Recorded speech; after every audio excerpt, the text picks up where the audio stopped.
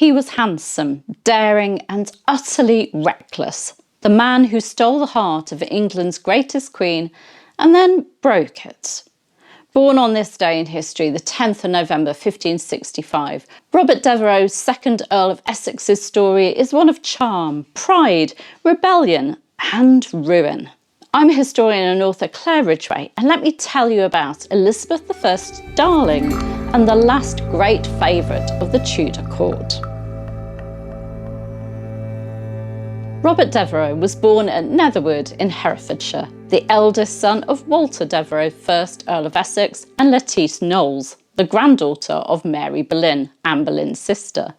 So yes, he had Boleyn blood in his veins. When Robert's father died in 1576, he was placed under the guardianship of William Cecil, Lord Burleigh, and 2 years later, his mother remarried, none other than his godfather, Robert Dudley, Earl of Leicester. Yes, that Robert Dudley, Elizabeth I's beloved sweet Robin. It was Leicester who brought his stepson to court in 1584. Essex was tall, striking and fiery, and the Queen noticed.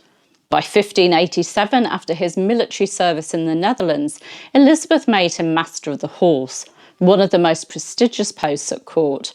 He was just 21. She was 53, and the gossip at court was relentless.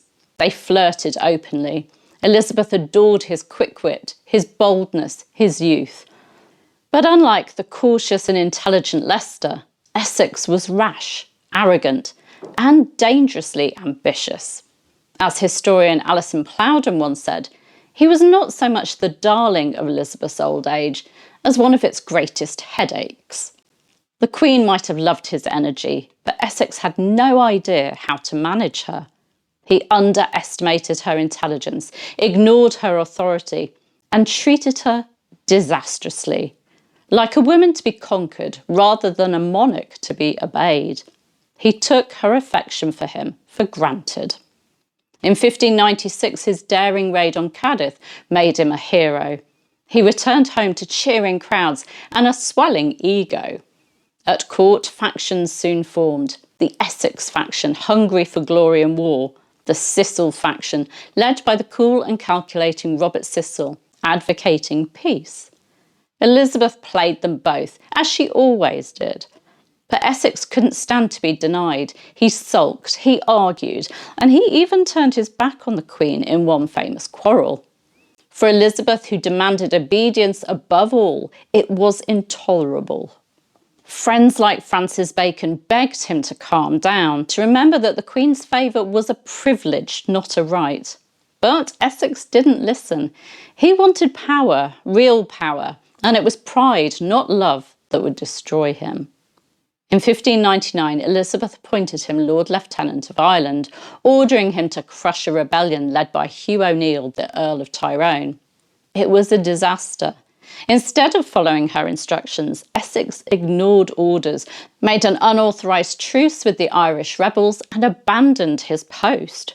Worse still, he raced back to England without permission, a shocking act of disobedience. And then came the final mistake. On the 28th of September 1599, Essex burst unannounced into the Queen's private chambers and found her without her wig or makeup, stripped of her mask of youth. Elizabeth, humiliated and furious, never forgot it. And the next day he was interrogated before the council. They ruled that his truce was indefensible and his return from Ireland a desertion. He was placed under house arrest. By summer 1600 he was free again, but his sweet wines monopoly, his only major source of income, was revoked. It was the final blow.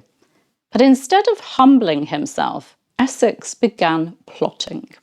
He secretly reached out to James VI of Scotland, hoping to secure support against Robert Cecil's faction at court. And then he went further, planning a coup to seize power in London. When Elizabeth summoned him to appear before the council on the 7th of February 1601, he panicked.